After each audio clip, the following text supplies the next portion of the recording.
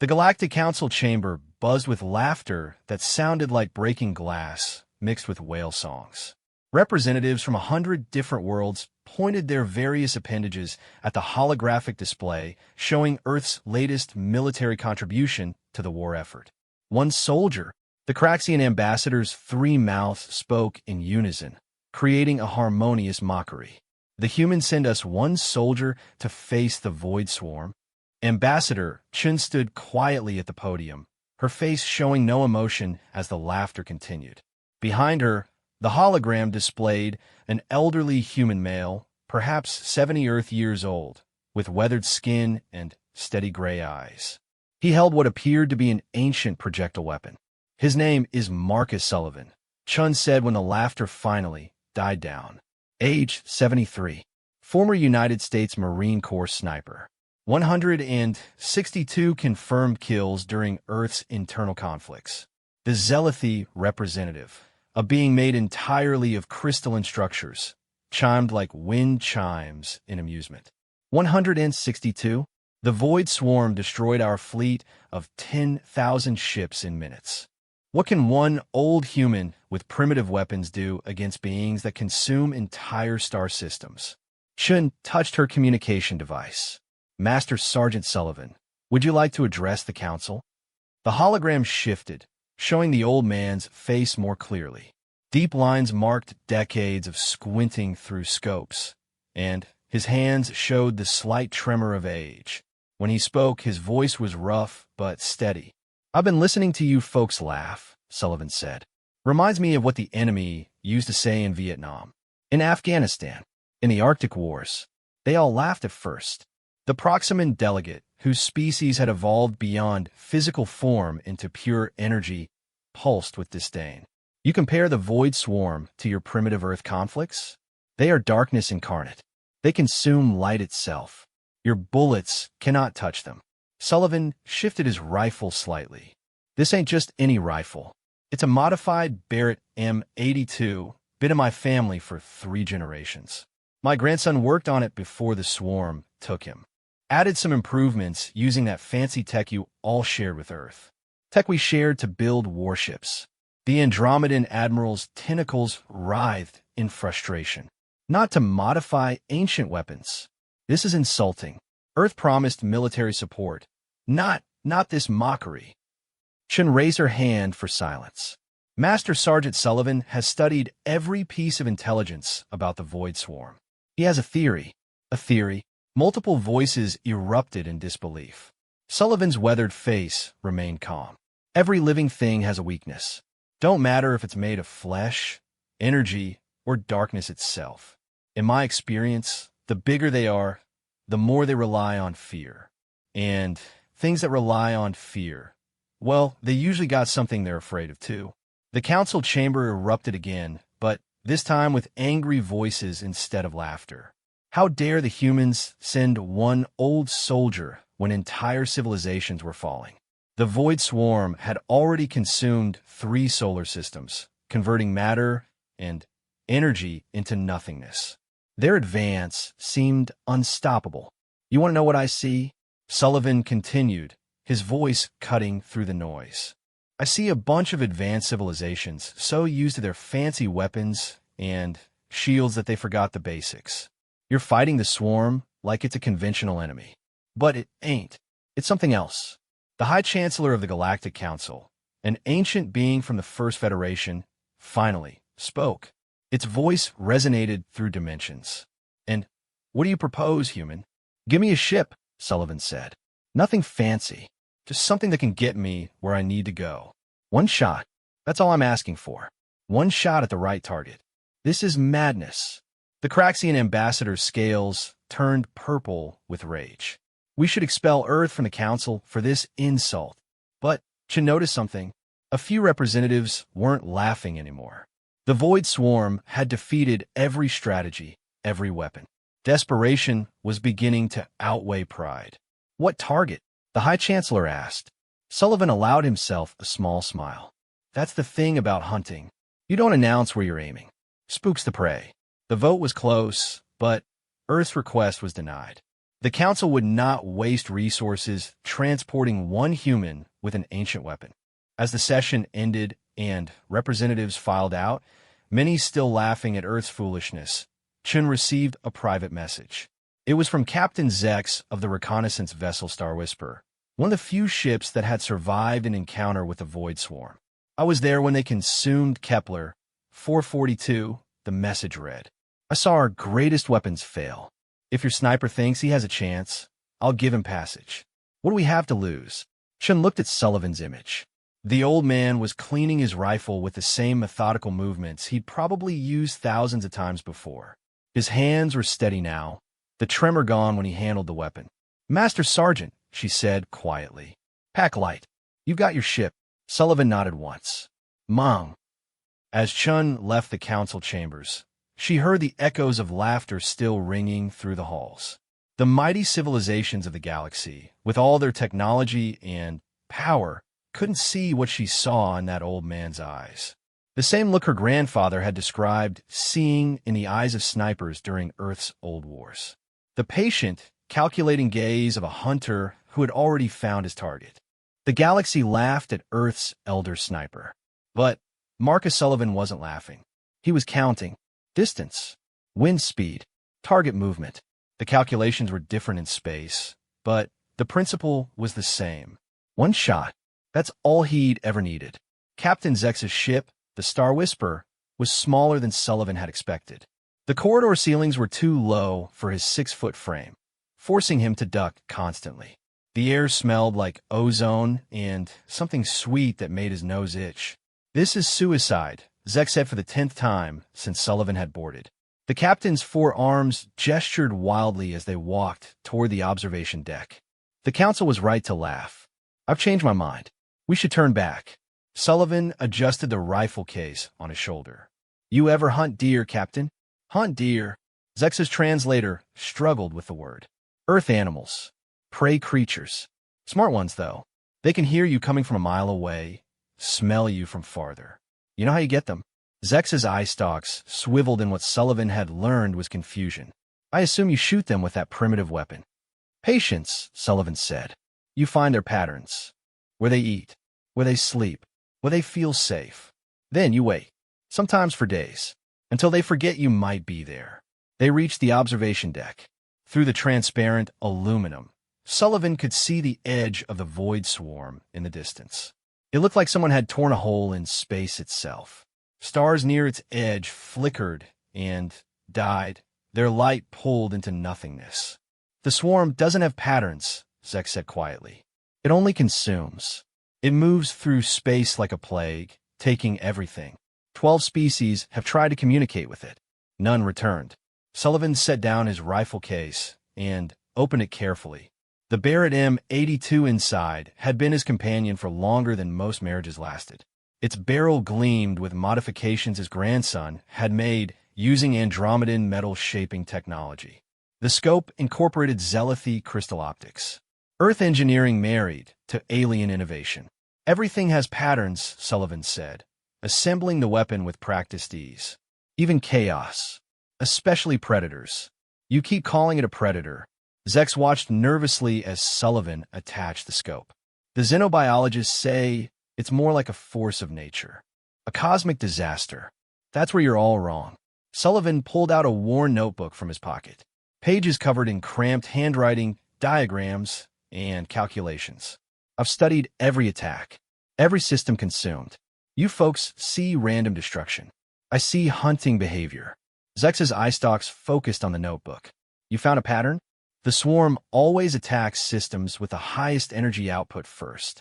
But not just any energy. It goes after civilizations right when they're about to make a breakthrough.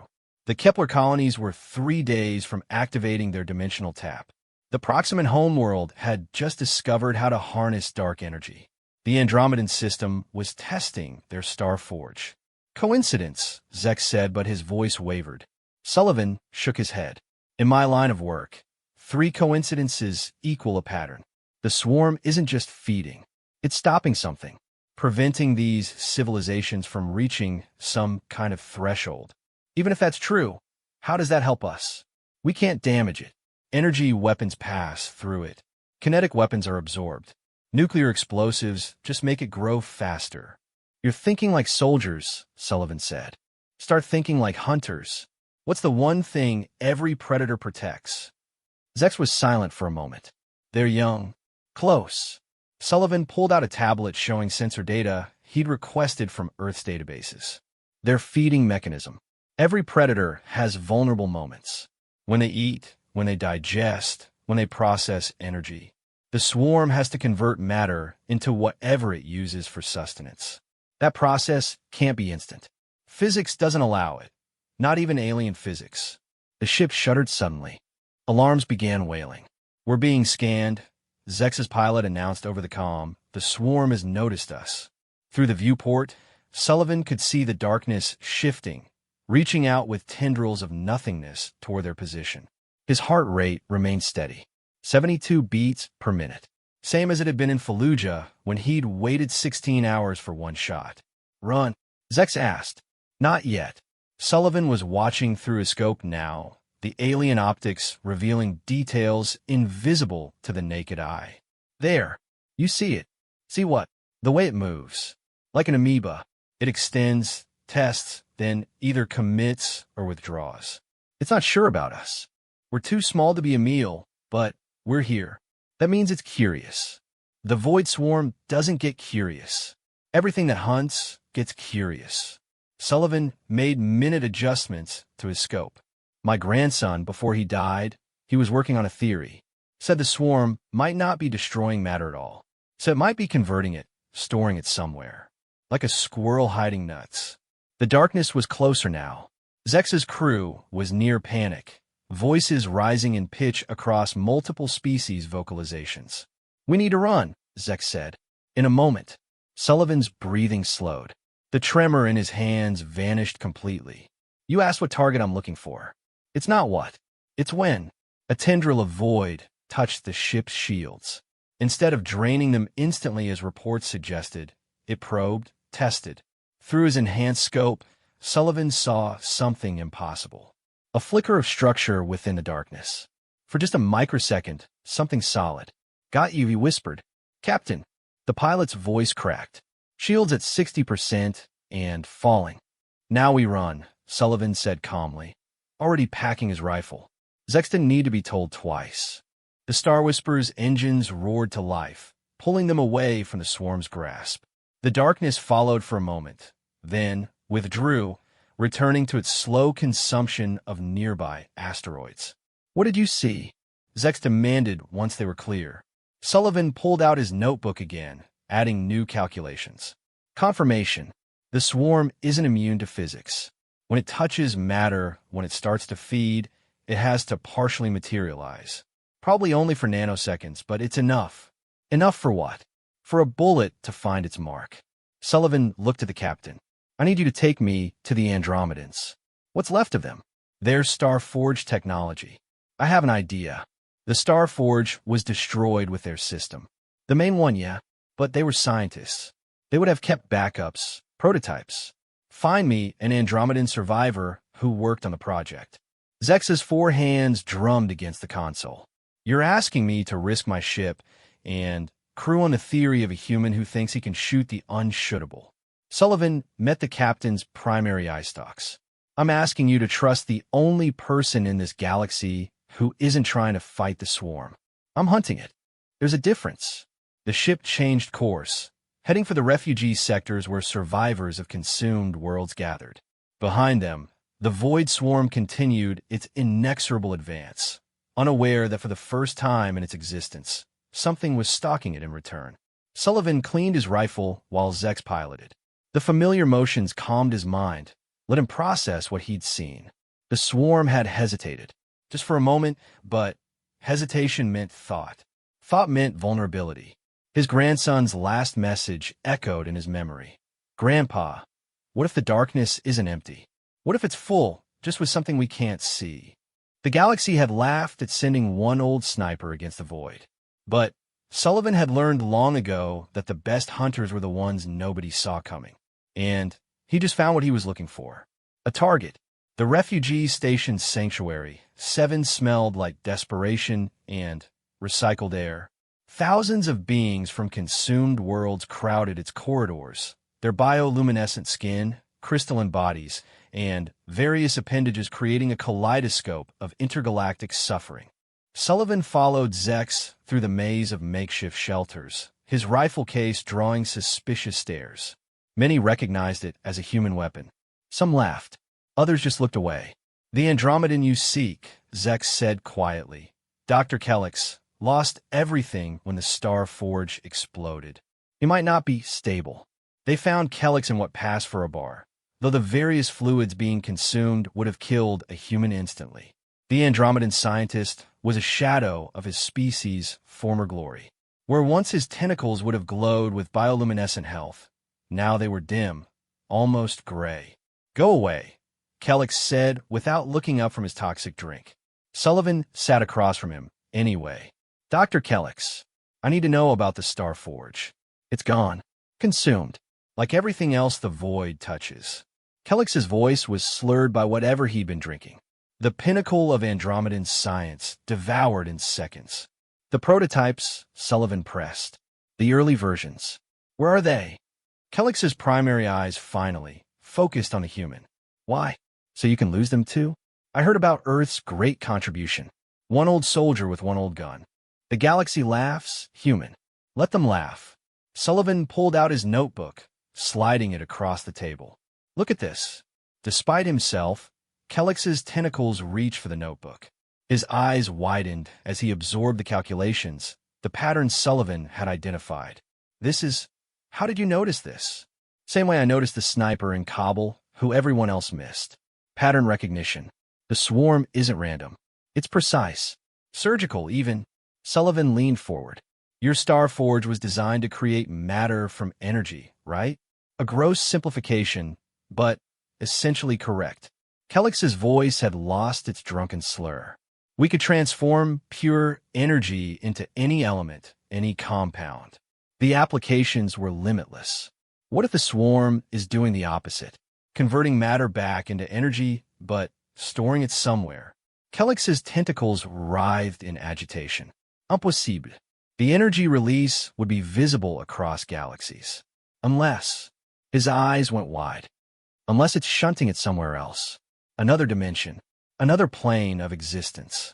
Sullivan nodded. "And if it's storing energy somewhere, there has to be a connection. A pipeline. A weak point. Even if you're right, how does that help? We can't see into other dimensions. We can't target what we can't perceive." "Your prototype Star Forges," Sullivan said.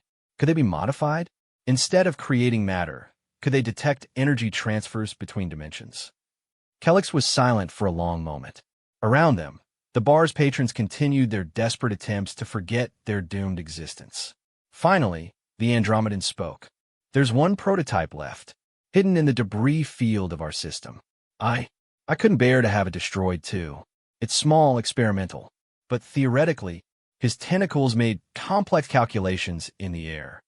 Yes, it could be modified to detect transdimensional energy flows, but it would need to be very close to the swarm.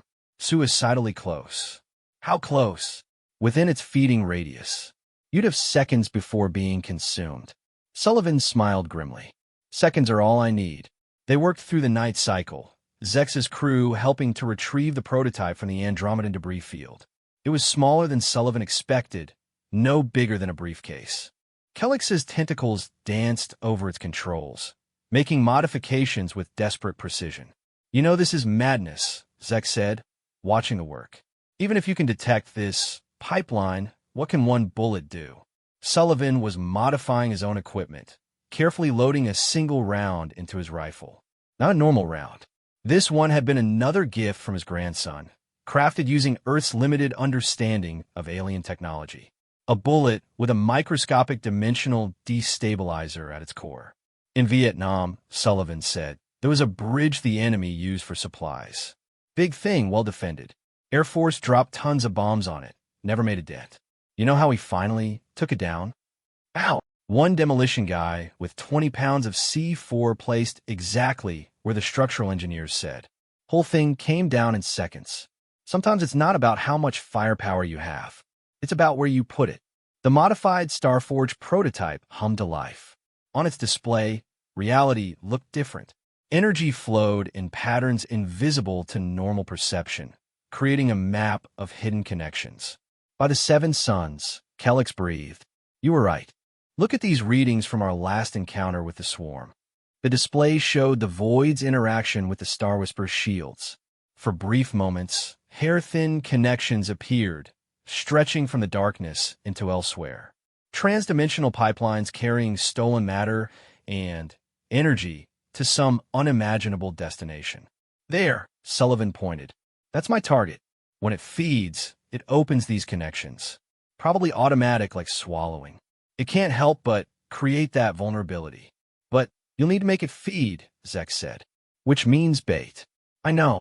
Sullivan's voice was calm. That's why I need you to drop me off and run. Get clear before it notices me. That's suicide. Maybe. Sullivan finished loading his rifle. But I've been on borrowed time since my grandson died. Might as well spend it on something worthwhile. The next few hours were spent in preparation. Sullivan studied the Starforge readings until he could predict the pipeline formations. He adjusted his scope to interface with the Andromedan technology, creating a targeting system that could track transdimensional objects for the few seconds they existed. Kellex worked tirelessly, his tentacles steady for the first time since his world died. If this works, he said, if you can actually damage the swarm, it'll adapt, Sullivan finished. That's why we only get one shot. It won't make the same mistake twice. Then we'd better make it count, a new voice said. They turned to find Ambassador Chen standing in the doorway, flanked by representatives from a dozen species. Word had spread through the refugee station. The humans' insane plan had drawn attention. The council still thinks this is foolishness, Chen said. But some of us, we've run out of options. The swarm will reach the core worlds within days. If you have even a chance, I'll need more than luck, Sullivan said. I'll need the swarm focused on something else when I take my shot. A distraction. What kind of distraction? Sullivan looked at the assembled representatives. The kind only a united galaxy can provide. How many ships can you gather? Maybe 100. Approximate energy being pulsed. Survivors, refugees, damaged vessels. Nothing that could hurt the swarm. I don't need them to hurt it. I need them to annoy it. Make it hungry. Make it eager to feed. Sullivan turned to his modified rifle. When a predator is focused on a feast, it forgets to watch for other hunters. The room fell silent as the implications sank in. They were asking damaged ships with refugee crews to play bait for humanity's extinction. My ship will lead them, Zek said suddenly. We've survived the swarm once. We can do it again. One by one, others volunteered. The laughter at Earth's contribution had faded, replaced by something else. Not hope exactly, but determination. The chance to strike back, even if it meant dying. Sullivan spent his remaining time in meditation, slowing his heartbeat, steadying his hands. Around him, the galaxy prepared for what might be its last coordinated action. 100 ships, most held together by desperation and prayer against the darkness that had consumed suns. But they weren't trying to win a battle. They were creating an opportunity. One moment of vulnerability in an invincible enemy. Sullivan cleaned his rifle one last time, each movement a ritual decades in the making. Tomorrow, he would either prove that human stubbornness could triumph over cosmic horror, or he would die trying. The galaxy had laughed at Earth's elder sniper. Tomorrow, Sullivan would show them why humanity had survived everything Earth had thrown at them. Because humans had learned long ago that sometimes the impossible was just another word for difficult. And Marcus Sullivan had made a career out of doing difficult things. The void of space had never felt more hostile. Sullivan floated in a modified emergency pod, little more than a bubble of air and basic thrusters, positioned at coordinates calculated to be just outside the swarm's immediate attention.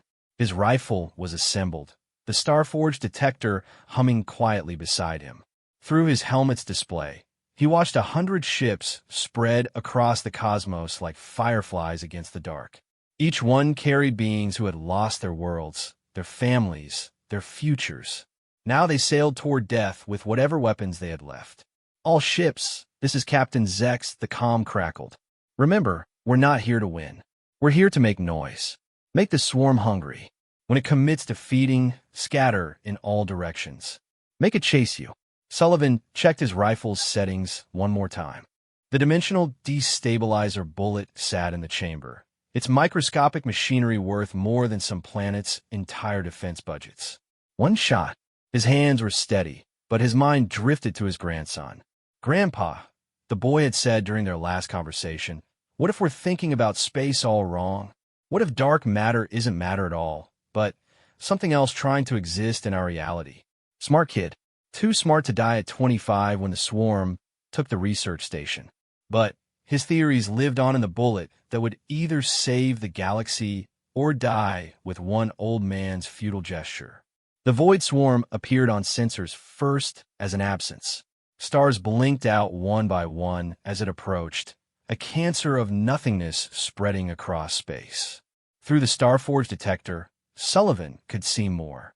Writhing tendrils of transdimensional energy, connections to somewhere else, pipelines carrying the converted essence of entire civilizations. Contact in 60 seconds, Zex announced. All ships, weapons free. Give them everything. The ragtag fleet opened fire. Plasma cannons, particle beams, nuclear missiles, even simple kinetic rounds from species that had nothing else left. Against any normal enemy, it would have been devastating. Against the void swarm, it was like throwing pebbles at the ocean. The darkness paused. Through his enhanced scope, Sullivan saw it happen. The swarm's advance halted, its attention drawn to the sudden barrage. Not because it was threatened, but because it was curious, interested, hungry. It's working, someone whispered over comms. The void swarm surged forward, its tendrils reaching for the nearest ships. Sullivan watched through the Starforge detector as the transdimensional connections flared to life.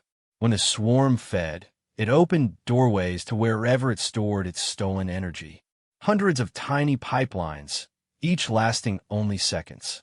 But that wasn't his target. Not yet. Scatter, Zex commanded. The fleet broke formation, ships fleeing in every direction. The swarm pursued, splitting into smaller tendrils to chase multiple targets. It was feeding eagerly now, consuming 2, 3 for ships at once. Each destruction created more pipelines, more connections. Sullivan's breathing slowed. 72 beats per minute. Then 60. Then 50. The sniper's meditation, slowing time itself. There, through the chaos of feeding, he saw it. When a swarm split its attention, when it fed on multiple targets simultaneously, the pipelines didn't just multiply. They converged. Somewhere behind the veil of reality, they met at a single point. A nexus. A heart. For anyone else, the shot would have been impossible. The target existed in transdimensional space, visible only through alien technology for microseconds at a time. The distance was measured not in meters, but in dimensional phase variations. The margin for error was non-existent. Sullivan had made harder shots. He thought of his grandson as he aimed. Of Earth, stubborn and primitive by galactic standards. Of humanity, who had survived ice ages and world wars and their own worst impulses through sheer bloody-minded determination. The crosshairs aligned. The nexus pulsed into existence as the swarm consumed another ship, someone's last desperate stand flaring and dying in the dark. Sullivan squeezed the trigger. The modified Barrett kicked against his shoulder, its roar silent in the vacuum, but felt through his bones. The dimensional destabilizer bullet crossed normal space in an instant, then shifted, following the Starforge's targeting data into transdimensional reality. For a heartbeat, nothing happened. Then the void swarm screamed. It was not a sound, but a vibration through reality itself. Every being within a light year felt it in their bones, their cores, their souls. The darkness convulsed, its feeding tendrils whipping back like a wounded animal's limbs. Through the Starforge detector, Sullivan watched his bullet find its mark. The nexus, the collection point for all the swarm's stolen energy, cracked. Transdimensional pipelines began to rupture, spilling their contents not into storage, but back into normal space. Mother of Zex's voice cut off as space itself began to burn. The stolen energy of 3 solar systems erupted from the wounded swarm. Stars' worth of power fountained into reality, creating a light show visible across the galaxy. The darkness writhed, trying to close the wound, but the dimensional destabilizer had done its work. The damage was spreading. "All ships, full retreat," someone screamed. But Sullivan wasn't done. Through his scope, he could see the swarm's structure revealed by its own escaping energy. Not a mindless force of nature, but something built, something with purpose. And at its heart, exposed by the rupturing pipelines, something that might have been alive. He loaded his second round, a conventional armor-piercing bullet with a tungsten core. No fancy alien technology, just human engineering at its finest. The thing at the swarm's heart pulsed, a crystalline structure that bent light and logic around itself. It was beautiful and terrible, ancient beyond measure. It turned towards Sullivan's pod with what might have been awareness. "I see you," Sullivan whispered. He fired. The bullet crossed space, and dimensional barriers weakened by the first shot's devastation. It struck the crystal heart dead center, shattering it into a billion fragments. The void swarm scream became a death rattle. Across the galaxy, the advancing tendrils of darkness began to dissolve. Not retreating, but unraveling, their cohesion lost without their heart to guide them. The stolen energy continued to pour out, creating new nebulae where dead systems had been. Sullivan's pod was caught in the energy wave. Alarm screamed as radiation levels spiked beyond anything the simple craft was designed to handle. He could feel the heat through his suit, see his hands beginning to shake not from age but from cellular damage. "Sullivan," Chen's voice crackled through dying comms. "We're coming for you." "Negative," Sullivan replied calmly. "Get clear. This old soldier's done his duty." Through his fading vision, he saw the Star Whisper turning toward him anyway. Stubborn alien bastard, just like a human would be. The pod systems failed one by one. Life support, thrusters, communications. But Sullivan's eyes remained fixed on the dissolving swarm. 3 solar systems worth of energy returning to space. Not the civilizations that had been lost, but their essence, their light. His grandson would have loved to see it. "Target eliminated," Sullivan whispered to the dying comm system. The Star Whisper reached him just as his pod's hull began to buckle. Tractor beams pulled him toward safety, but Sullivan knew the math. The radiation he'd absorbed was beyond any medical technology. But that was okay. Every sniper knew their last shot would come eventually. As consciousness faded, Marcus Sullivan allowed himself a small smile. The galaxy had laughed at Earth's contribution. One old man with one old gun. He'd shown them what human stubbornness could accomplish. The void was no longer laughing. The Galactic Council chamber stood silent. No laughter echoed through its halls. No dismissive chatter from 100 different species. Every representative watched the holographic display showing the aftermath of humanity's last stand. Where the void swarm had been, new stellar nurseries were forming. The released energy was coalescing into protostars, the building blocks of future systems. Death had become the seed of new life. Ambassador Chen stood at the same podium where she'd endured their mockery. This time, no one dared speak. "Master Sergeant Marcus Sullivan died 3 days ago," she said quietly. "The radiation exposure was too severe for even our combined medical technology. He passed peacefully, surrounded by those whose worlds he helped avenge." The Craxian ambassador's scales had lost their purple hue of rage, replaced by something that might have been shame. We owe Earth an apology." "You owe Earth nothing," Chen replied. Sullivan didn't do it for recognition. He did it because it needed doing, and he could do it. That's what humans do. We see impossible odds and ask, but what if we try anyway?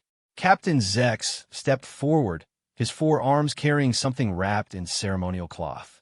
"Before he died, Sullivan asked me to return this to Earth." He unwrapped the modified Barrett M82. He said it belongs in a museum now, not a battlefield. What of the swarm?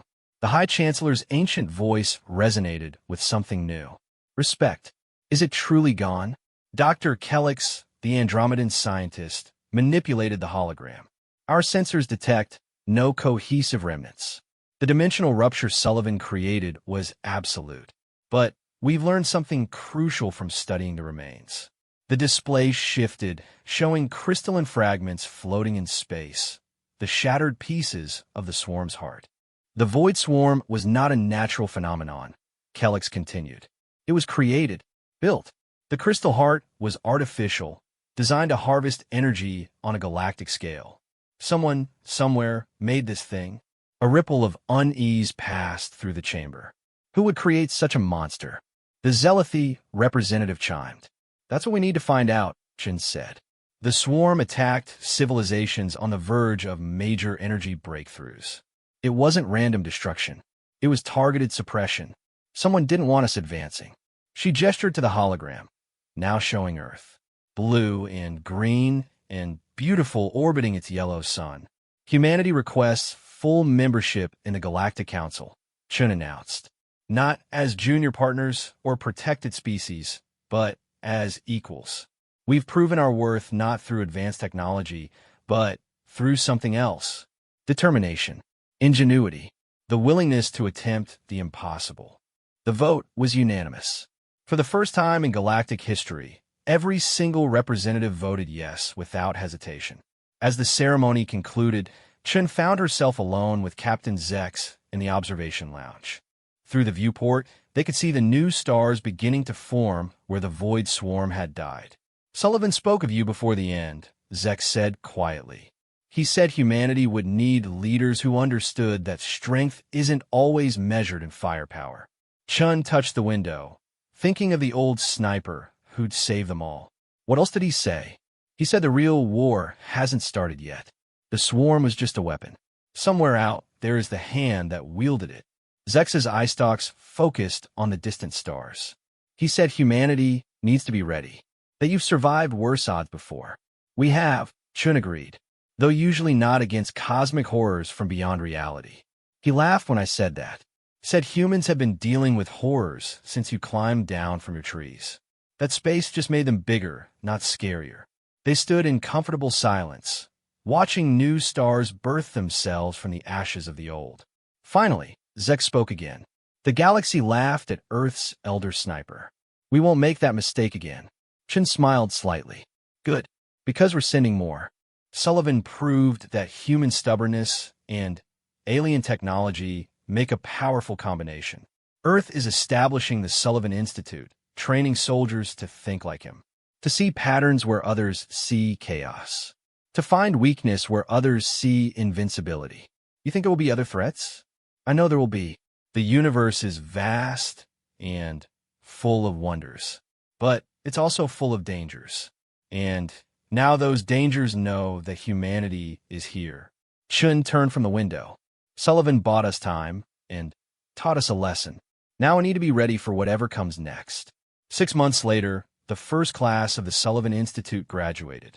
30 humans trained in marksmanship, pattern recognition, and alien technology integration. Each carried a rifle modified with the best technology the galaxy could offer. Each had studied Sullivan's notes, his theories, his patient hunter's wisdom. They scattered across the galaxy, taking positions on frontier worlds and exploration vessels, watching, waiting, ready for the next impossible threat. On Earth, in a quiet ceremony, Sullivan's rifle was placed in the Museum of Human Achievement. The plaque beneath it was simple: Master Sergeant Marcus Sullivan. One man, one rifle, one shot that saved the galaxy. Proof that courage isn't the absence of fear, but action in spite of it. Below that, added at Chen's insistence, was Sullivan's favorite saying, words he'd lived by for 73 years. Difficult just means no one's done it yet. Children visiting the museum would stare at the rifle, amazed that something so simple had defeated something so vast.